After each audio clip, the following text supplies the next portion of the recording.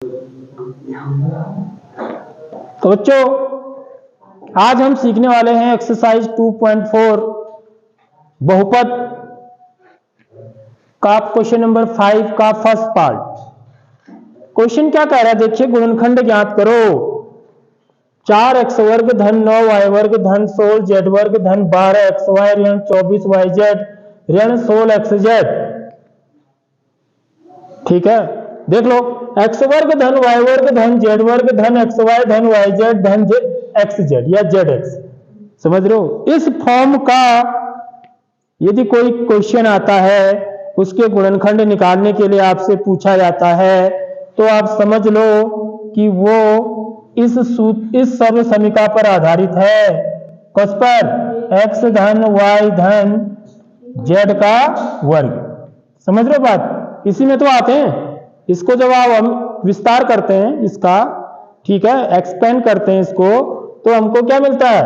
x वर्ग धन y वर्ग धन z वर्ग धन 2xy धन 2yz धन 2zx या xz। समझ रहे हो बात? यही तो आ रहे हैं इसमें, x वर्ग धन y वर्ग धन z वर्ग xy yz xz। ठीक है, आप सिर्फ चरों को देखिए, उनके गुणांकों पर हम अभी नहीं जा रहे हैं। मतलब इससे क्या पता चलेगा कि सबसे पहले हमको सर्व समीकरण कौन सी यूज होनी है, इस सवाल को हल करने में कौन सी सर्व समीकरण लगनी है, सबसे पहले तो यह पता होनी जरूरी है।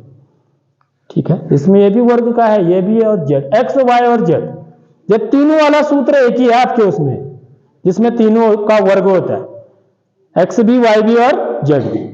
ये तो फॉर्मूला है। ठीक है, तो इसी का हमको यूज करना है। हमें करना क्या है बच्चों? ये जो है ना, ये जो क्वेश्चन है वो इस रूप में दिया हुआ है, दिया है ना। हमें कहां जाना है? यहां से गुणनखंड निकालूंगा, मतलब ऐसे लिखना है इसको। मुझे बताना है कि ये किसका वर्ग है। आगे बात समझ में?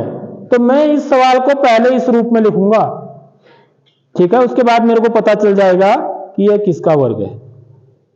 ठीक है, अब देखिए, लेकिन मैं यदि इस सूत्र को देखूं और यहां देखूं, तो यहां पर क्या है, थोड़ा चिन्हों का भी मामला है, क्योंकि सारे धनात्मक नहीं है, तो कुछ पद हमारे कैसे हैं? ऋणात्मक हैं। देखिए, ठीक है, एक तो कौन सा वाला ऋणात्मक है? yz वाला। और एक कौन सा ऋणात्मक है? xz वाला। समझ रहे हो बात? तो यदि ऐसा केस होता है, तो इसका मतलब क्या है? जो इन दोनों में कॉमन है, पहले वो देख, क्या है कॉमन? z, उसको ऋण का कर। समझ में आ रही बात? दोनों में कॉमन क्या है? z है। देख लो, z कॉमन है, तो ये ऋण चिन्ह का होगा। समझ रहे हो बात? और x और y वाले किस चिन्ह के होंगे? धन चिन्ह के होंगे। ठीक है, एक तो यह है। दूसरा,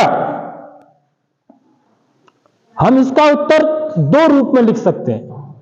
एक तो मैंने आपको बता दिया, जो कॉमन है उसको माइनस का कर दो आप। दूसरा, इसको माइनस का मत करो, x और y को माइनस का कर दो, तब भी आपको यही उत्तर मिलेगा। समझ में आ रही बात? तो यानी कि मैं उत्तर दो रूप में लिख सकता हूं। या तो मैं क्या करूं, z वाले पद को माइनस में लिखूं, ठीक है, या फिर x और y वालों को माइनस में लिखूं, z को प्लस का। ठीक है, तब भी मेरा क्या होगा? ये दोनों पद क्या आ जाएंगे? ऋणात्मक आएंगे। x और y मैंने ऋणात्मक ले रखे हैं, तो ये क्या हो जाएगा? ऋण गुणा ऋण धन हो जाएगा। ठीक है, तो मैं x और y ऋणात्मक रखने की बजाय मेरे लिए क्या सरल है? z को माइनस रखना। उसमें एक ही को कर रहा हूं ना माइनस में, तो मैं इसको कैसे लिखूंगा फिर? अब देखिए, अब बड़ा आसान है। पहले इतनी चीज आपको समझनी पड़ेगी जो मैंने बता दिया आपको है। ठीक है, अब मेरे को इसको पूर्ण वर्ग के रूप में लिखना पड़ेगा। सबसे पहले पूर्ण वर्ग में होते हैं, जैसे 4x वर्ग है, तो इसको पूर्ण वर्ग के रूप में लिखूंगा, तो क्या लिखूंगा बच्चों? बताइए क्या लिखूंगा?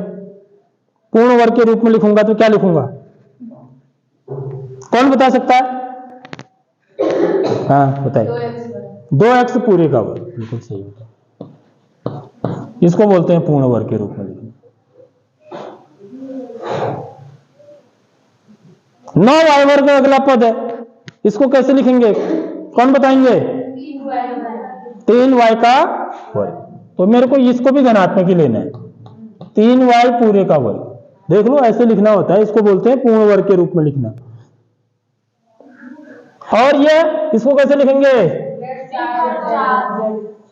इसको लिखूंगा मैं, देखो चिन्ह तो धन का लगाऊंगा, ठीक है, लेकिन कोष्टक के अंदर ऋण 4z पूरे का वर्ग करूंगा।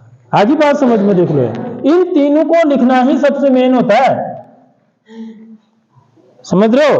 बाकी यहां पर जो है ना एक्स वाई जेड है, तो इसको मैं सूत्र किसमें लिख सकता हूं? ए धन बी धन सी का मैं लिख लेना चाहिए। जब प्रश्न एक्स वाई जेड में है ना, तो आप जो सूत्र लिखिए एक्स वाई जेड में मत लिखिए, किसमें लिखिए? ए बी सी में लिखिए।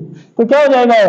ए वर्ग धन बी वर्ग धन सी वर्ग धन 2ab धन 2bc धन 2ca हो जाएगा, ठीक है। यहां से कंपेयर करेंगे, आप तुलना करेंगे ना, तो ए की जगह पर क्या है? ये ए की जगह पर हो गया 2x, बी का मान कितना हो गया? 3y, और सी का मान क्या हो गया? ऋण 4z। अब आप इसके बाद क्या आता है? 2ab आता है, ठीक है। तो 2 फिर क्या लिखूंगा मैं? धन 2ab। देखो धन है ना, तो धन का चिन्ह लगाएंगे। नीचे लिख रहा हूं मैं 2 a की जगह पर 2x, ठीक है, और b की जगह पर 3y। क्योंकि ये दोनों धनात्मक है तो कोष्टक में लिखने की जरूरत नहीं है। जब ऋण वाला होगा तो उसको कोष्टक में लिखेंगे, इस बात का ध्यान रखना है। धन 2bc, 2 गुणा b की जगह पे कितना है? 3y। देखो कितना आसान होता है। और c की जगह पर ऋण 4z को कोष्टक के अंदर लिखेंगे। जो इसको कोष्टक के अंदर नहीं लिखेगा तो वो गलत कर देगा क्वेश्चन को। देख लो, ये दो चिन्ह आमने सामने कभी नहीं आते, टक्कर होती है इनकी खतरनाक। गुणा और ऋण देखो ये आमने सामने कर दिया ना, भिड़ा दिया तुमने इनको,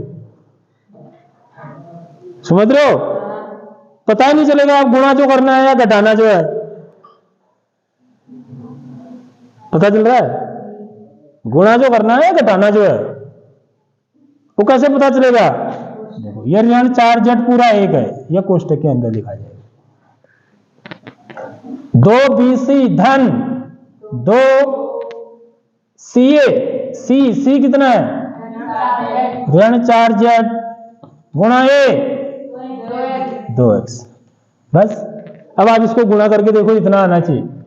यदि इतना आता है, ठीक है, तब तो किसका वर्ग है? फिर तब मैं इसको क्या लिख सकता हूं? a धन b धन c पूरे का वर्ग लिख सकता हूं। आगे मेरी बात समझ में? तो मैं अब देखिए, अब इसको कैसे लिखेंगे? 2x पूरे का वर्ग धन 3y पूरे का वर्ग धन ऋण 4z पूरे का वर्ग, ठीक है। अब देखिए इनको गुणा करेंगे तो ये भी धन का, सब धन के हैं। 2 दूनी 4 3 12 धन 12xy, ठीक है। यह वाला पद का हो गया। अब एक पद यह है दूसरा, इसका चिन्ह क्या होगा बताओ? ऋण होगा, क्योंकि ऋण चिन्ह का है अंदर। तो धन गुणा ऋण क्या हो जाएगा? ऋण। अब गुणांकों को गुणा कर देंगे, समझ में आ रही बात? 2 3 6 को 24 yz। अब इसका चिन्ह क्या होगा? देखो ऋण का आ गया नहीं आ गया? देख रहे हैं, जब मैंने बोला ना एक को माइनस, जेड को माइनस करोगे आप, तो हमको कैसे पता चला कि मुझे जेड को माइनस करना है?